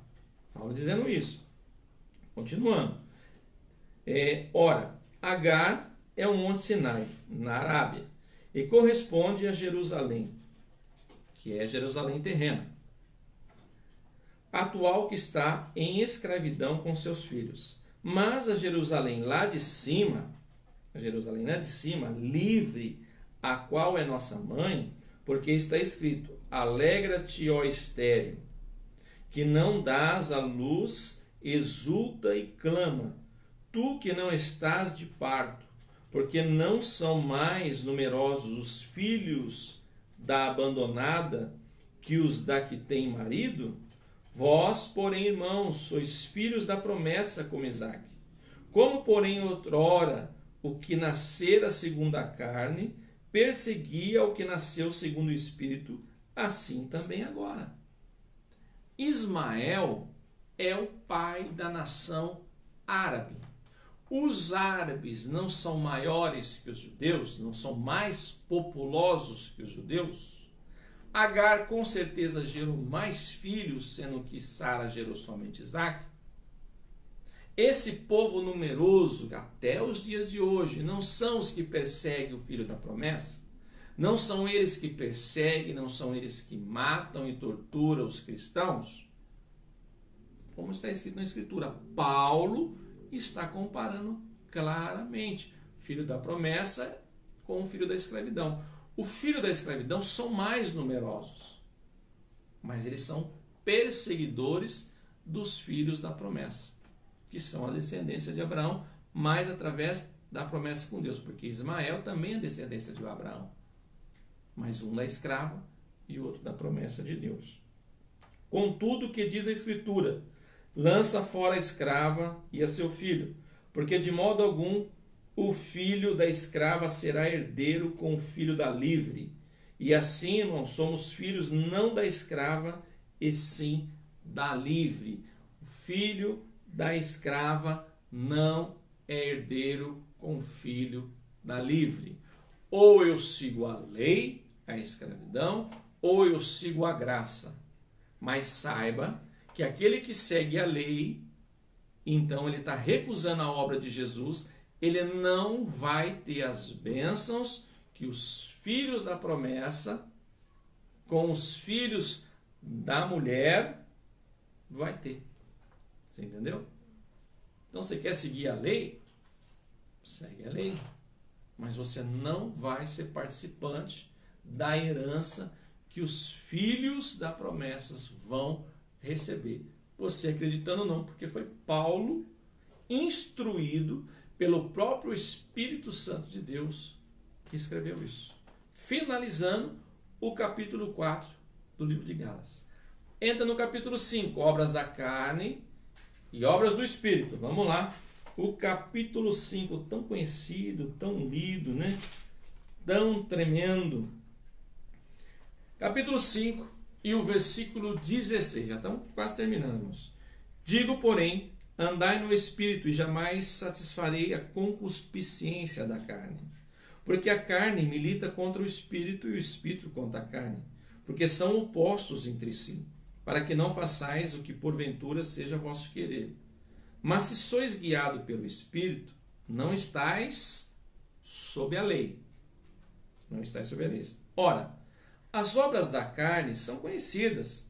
É prostituição, impureza, lascívia, depois a gente vai explicar isso aí, lascívia, idolatria, feitiçaria, inimizade, porfia, ciúme, iras, discórdia, dissensões, facções, inveja, bebedice, glutonaria e coisas semelhantes a esta, a respeito das quais eu vos declaro, como já outrora vos preveni, que não herdarão o reino de Deus os que tais coisas praticam. Então não sou eu, é Paulo falando que quem pratica essas coisas não herdarão o reino do céu. Não tem nada a ver com usos e costumes. Vocês estão vendo o que traz condenação? É isso aqui, ó. Não adianta eu usar de terno e gravata e cabelinho lambido e barbinha feita, mas eu pratico prostituição. Eu pratico porfia. Ah, eu não pratico prostituição. Sou casado. Mas de repente você pratica porfia. De repente você faz facção. Sabe o que é isso? Eu vou ler aqui para vocês certinho algumas coisas que estão escritas aqui para nós entendermos. Uma pergunta? Não, mas é mais um comentário. Comentário da Grazi? É a mesma coisa de ser religioso e esses também não dá. Isso, Grazi. Tem que ser minha diaconisa, né? Isso aí, Grazi. Puxa saco. São religiosos, né? Pessoas religiosas. Os fariseus eram religiosos. E Jesus falou, raça de hipócrita, raça de víbora, não entra no reino do céu. Ele está impedindo os outros de entrar. Eles eram religiosos. Religioso mata. Mata. A Inquisição, os católicos eram religiosos e mataram e perseguiram muitos e torturaram. Se você pegar os bárbaros, eles eram religiosos com seus deuses. Se não seguiam os seus deuses, eles matavam e torturavam. Mas vamos lá ver, vamos ver o que é isso aqui. Prostituição. Como nós lemos, o que é prostituição? Prostituição refere-se a qualquer ato sexual ilícito, né? Então já está falando. Impureza significa sujeira espiritual. A pessoa não é a pessoa é impura por dentro. A pessoa é podre, é como um sepulcro aberto. Jesus falou que a pessoa é como um sepulcro aberto, né? Você vai no cemitério, tem aquele sepulcro aberto, ou aquele sepulcro de mármore, com as fotos douradas, tudo lindo, tudo bonito, mas abre ele, o fedor, como cheira mal, os ossos estão podres por dentro.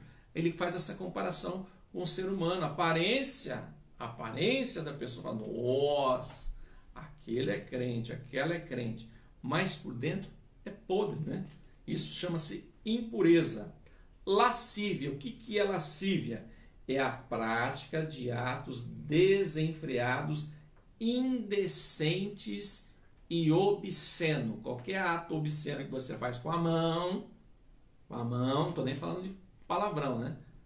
Com a mão, outras coisas, indecência, isso chama-se então lascívia. Idolatria significa adorar ídolos e falsos deuses. Idolatria não é somente você adorar outros deuses ou ídolos, né? É a mesma coisa. Mas é que nem eu falo, todas as vezes que você troca um culto, você deixa de cultuar a Deus para assistir ou fazer algo que não adianta mentir para pastor. Deus é onisciente, onipotente, onipresente, ele vê tudo. Você trocar um culto para ficar em casa fazendo coisas que não agradam a Deus. Isso também é idolatria, né? Feitiçarias. Esta palavra traz consigo o sentido de usar remédios e drogas para fins de magia. Feitiçaria e também significa usar meios para provocar delírios nas pessoas. Também drogas, né? Todo tipo de drogas, né, que faz a pessoa se conectar com o oculto, também é conhecido como feitiçaria. Crente que ora para Deus matar fulano, para Deus amaldiçoar fulano, também é conhecido como feitiçaria.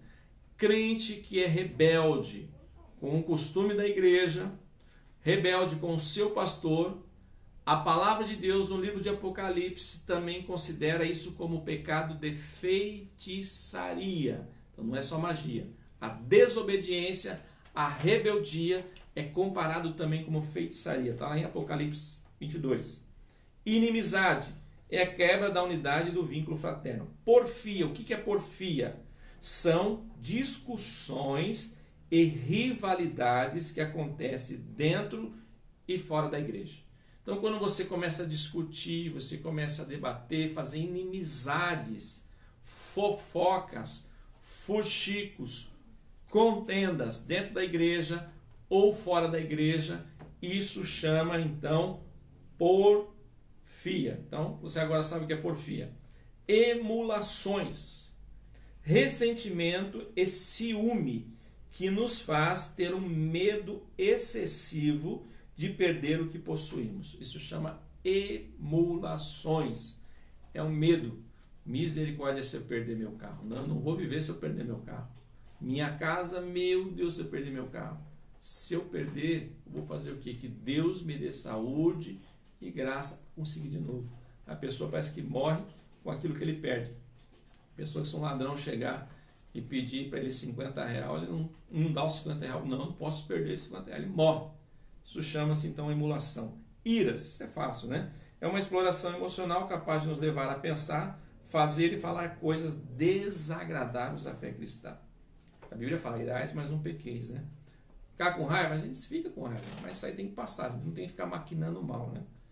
Pelejas são discórdias, desavenças e brigas que produzem lágrimas, tristezas, rancores e prejudicam o crescimento espiritual da igreja.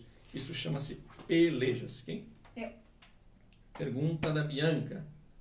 Sobre a obra da carne, a ira na Bíblia, não diz ireis, mas não pequeis, mas se eu me irei, logo não pequei em pensamento, a Bíblia fala ireis, mas não pequeis assim. E a gente não pode deixar aquilo descer para o coração. Que nem eu falei, tem momentos que a gente fica com raiva. A gente é ser humano. Não vou dizer, ô pastor, você não fica com raiva?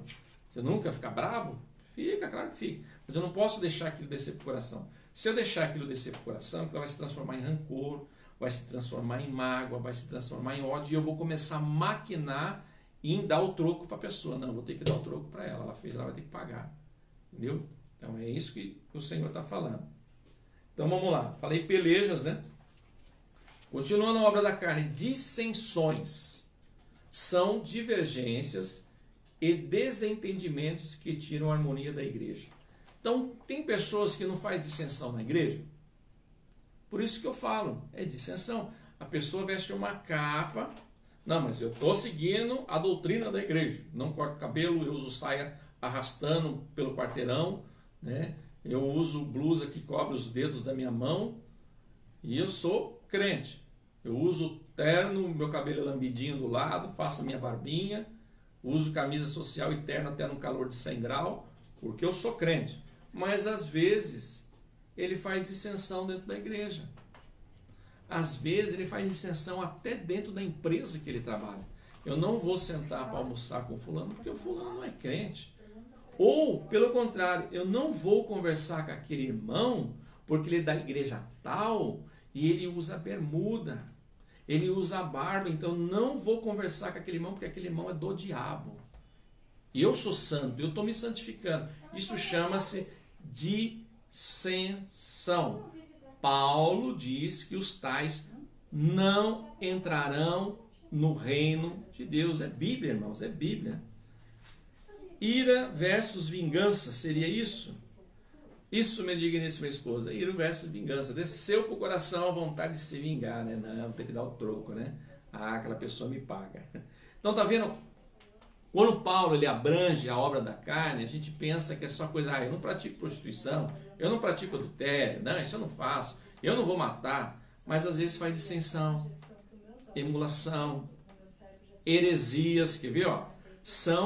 Heresias, ó, são ensinamentos sem coerência bíblica, que produzem facções, divisões, partidarismo na igreja, heresia. Eu não posso colocar outra coisa que não está na Bíblia, irmãos. Eu vou falar claramente, eu sei que tem pessoas que vai ficar com raiva de mim, problema seu. Já falaram para mim, pastor, por que você não põe a Arca da Aliança? Você tem o menorá na igreja, mas por que você não põe a Arca da Aliança também? Eu falei, sabe por que eu não ponho a Arca da Aliança? Porque a Arca da Aliança ela foi tomada, ela não existe mais, não está mais entre nós. O menorá ainda existe. O menorá tem o ato simbólico dele? Tem. Mas a Arca da Aliança era muito tremendo, o simbolismo dela. Se eu colocar uma Arca da Aliança na igreja e chegar uma pessoa que não é evangélico, na sua inocência, e eu falar, irmãos, vem para frente, eu vou orar, que Deus está tocando, que hoje Ele vai curar. E a pessoa sem querer pôr a mão na arca, que está ali na frente, põe a mão na arca. E ela for curada, porque fé é uma coisa, irmãos. Jesus disse, se tiver fé do tamanho de um grão de mostarda, e disse ao monte, o monte se atira-se ao mar, o monte se atira. Mas fé não quer dizer que fé é você vai ser salvo. Ah, eu tenho fé, então eu sou salvo. Não. Muitas pessoas têm fé. Muitas pessoas que praticam feitiçaria têm fé, senão eles não iam para o feiticeiro e pagavam fortunas para aquele feiticeiro fazer a obra para eles. É fé. Tem fé em alguma coisa. É você acreditar em algo que você não está vendo. É fé. E a pessoa põe a mão e é curada pela fé, ela vai espalhar para a vizinhança inteira que ela foi numa determinada igreja, tocou naquela arca e quando tocou naquela arca, ela foi curada.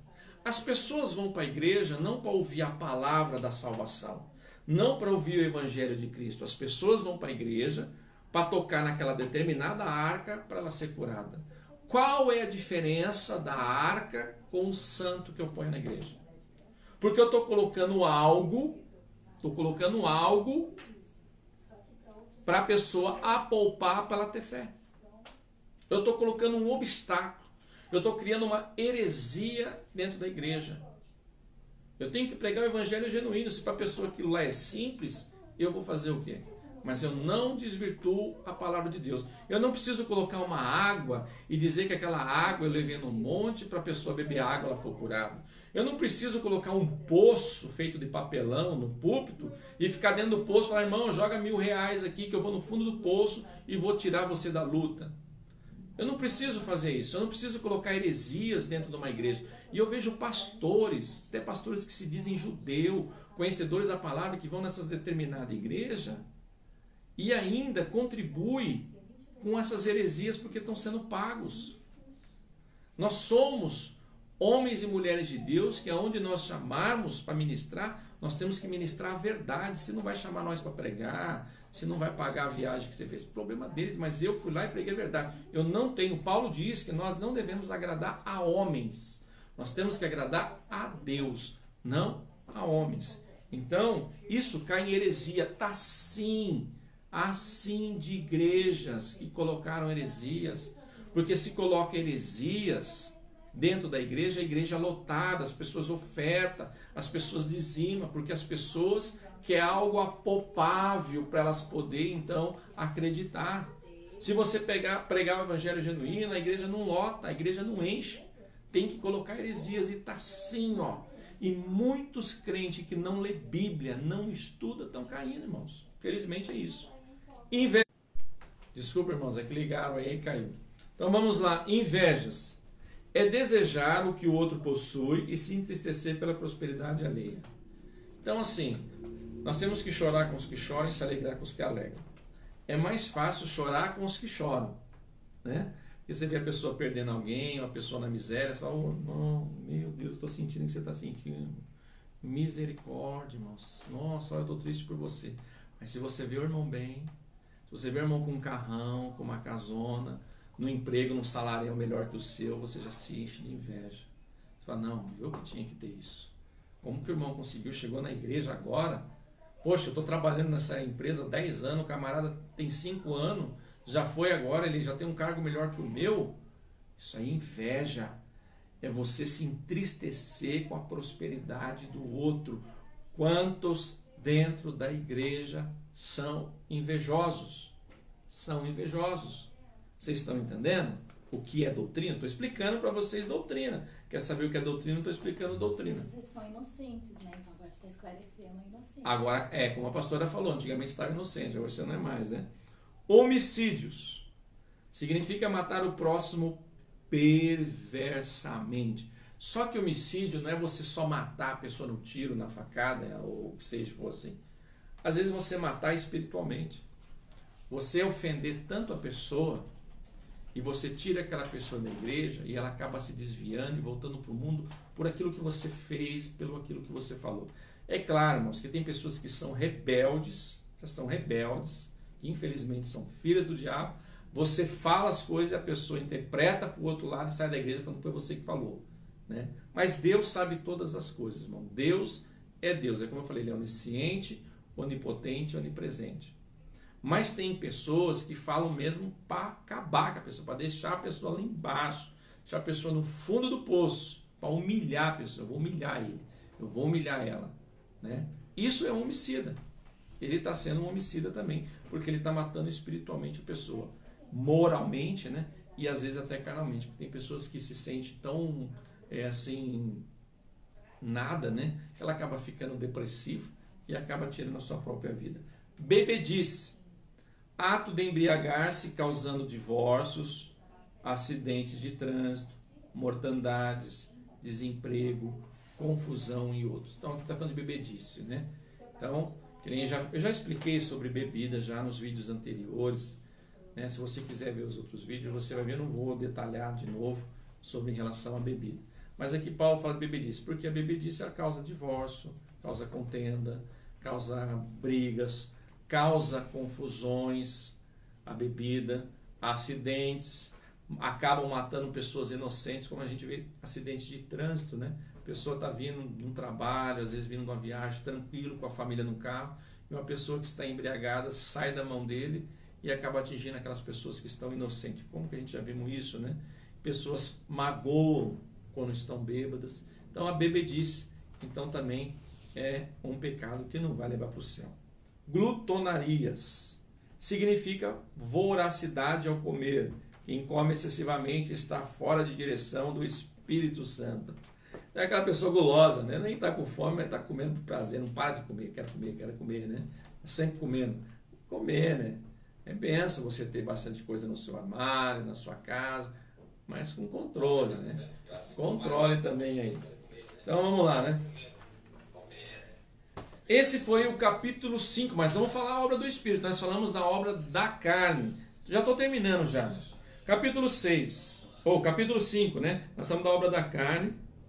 Agora vamos os frutos do Espírito. Mas o fruto do Espírito é amor, alegria, paz, longanimidade, benignidade, bondade, fidelidade, mansidão, domínio próprio.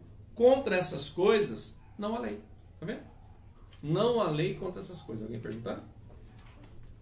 O Márcio quer fazer uma última pergunta sobre lei. Pode fazer, Márcio. Enquanto a pastora está vendo ali, eu vou falando os frutos do Espírito. Caridade. Caridade é amor. Paulo define como vínculo da perfeição. É como um caminho sobremodo excelente. Então todos sabem que é caridade, você ajudar o seu próximo, né? Aquele que está necessitado, aquele que está precisando, não somente materialmente, mas dar o seu ombro para aquela pessoa chorar, né? Você ser amiga daquela pessoa na hora que ela mais precisa, é uma caridade. Isso sim é doutrina, né? Gozo.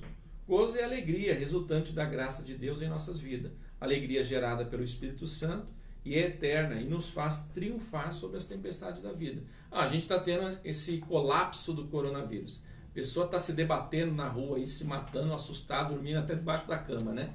Achando que o mundo vai acabar. Apocalipse, né? Todo mundo falando apocalipse. Mas se você tem o gozo do Espírito Santo, é que nem eu falo, nossos cultos está sendo normal. Tem gente que está falando por aí que eu não estou nem aí para as pessoas, que eu sou irresponsável. Mas se eu não pregar aquilo que eu vivo, meu irmão, eu preciso pregar aquilo que eu vivo. Porque aí passa o coronavírus, aí a pessoa vai fazer culto de libertação, culto de cura, culto de milagre, culto de não sei o quê. Mas se alguém gritar lá dos bancos, ó o coronavírus, ó, sai correndo e fecha a igreja. Então gozo é ter a paz, a tranquilidade. Eu sei que isso vai passar. Né? Eu não vou abusar, eu não estou abusando, não estou atentando a Deus. Estou fazendo a minha parte. Eu sei, e mesmo se eu pegar isso daí, eu sei para onde eu vou. Se eu fechar meus olhos agora para a eternidade, a certeza, a paz e a alegria para onde eu vou.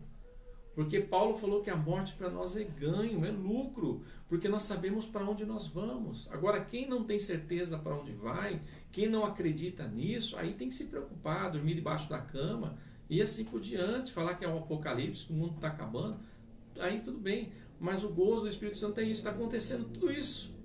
Mas nós estamos em paz, nós estamos tranquilos. Nós estamos tranquilos, é isso que é ter gozo. É ter a graça do Espírito Santo e a alegria. Você está passando às vezes por dificuldade, eu sempre falo na igreja.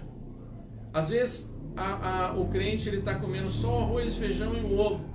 Mas ele está feliz porque tem o arroz, o feijão e o ovo. Porque ele tem saúde, ele tem a sua família, os seus filhos em casa. Ele sente a alegria de Deus na vida dele, ele não precisa ter tantos bens materiais, ele não precisa ser farto em tudo. Porque para ele a fartura é o Espírito Santo. Ele não entra em desespero por qualquer coisa. Agora, quando a pessoa entra em desespero por qualquer coisa, então está faltando nele algo. E talvez esse algo que está faltando na vida dele, além da fé, é esse gozo do Espírito Santo. Paz é a tranquilidade de coração baseada na certeza de que todas as coisas estão sob controle de Deus. Praticamente a mesma coisa. Longanimidade é suportar as falhas alheias pacientemente e não dar lugar à murmuração nem às palavras de maldição. Então a gente vai suportar as falhas da pessoa. Na igreja tem muita gente que vem com muitos defeitos, muitas falhas, isso é normal. Toda a igreja é assim, são pessoas que estão vindo do mundo, estão se convertendo, eles têm manias, eles têm costumes. Aos poucos você vai ensinando, aos poucos você vai falando, o Espírito Santo vai trabalhando na vida dessas pessoas. A gente pega o exemplo de Jesus. Judas tinha um temperamento difícil, tanto é que Judas traiu, ele não entendia nada que Jesus pregava. Jesus falava, ele levava para o outro lado. Para ele, Jesus tinha que ser rei lá em Israel, porque ele era de um grupo, né? E esse grupo que ele pertencia era um grupo que acreditava que Jesus seria rei de Israel e expulsaria os romanos. A gente vê Pedro, que tinha também um temperamento difícil, pavio curto. Tomé tinha um outro temperamento. Jesus trabalhou com todos. Nós estamos vendo Paulo. Paulo, quantas pessoas com tantos temperamentos diferentes, difíceis. A gente está vendo aos Gálatas aqui. Ele acabou de falar, ele acabou de ensinar, de pregar, fez milagres, fez maravilha. E veio outros lá, os judaizantes vieram, já introduziram outra coisa e eles acreditaram. Temperamentos difíceis. Mas Paulo desistiu? Não, Paulo enviou essa carta explicando para eles. Então ele está falando aqui o que é longanimidade. Benignidade é saber respeitar o outro nas suas individualidades, e essa palavra traz consigo o sentido de delicadeza. Bondade, zelo, que absorve um sentimento de justiça e retidão, que são atributos comunicáveis de Deus. Fé, fidelidade é um valor espiritual importantíssimo e precisa ser nutrido pelos cristãos. Sem fé é impossível agradar a Deus. Mansidão. A mansidão é saber ser submisso diante de Deus e dos homens. Uma pergunta, pastor? Eu não sei se você já respondeu isso aqui do Márcio. Eita. Peraí. Quase quebrou seu celular, né, Bianca? Mas faz a pergunta aí. Mansidão. Então vamos lá. É saber ser submisso diante de Deus e diante dos homens.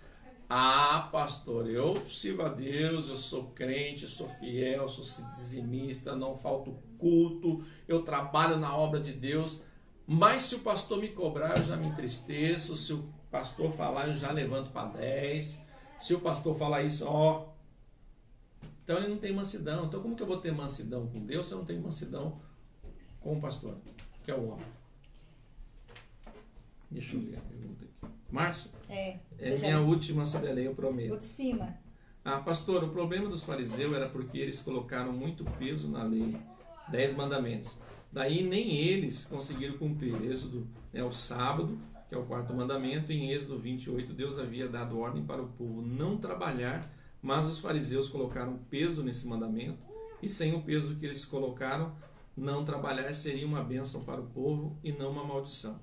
O Márcio está falando do Shabat, do sábado, que eles colocaram como obrigação, como obrigação, então se tornou um peso. Então já volto aqui, só para responder a última pergunta dele sobre a lei.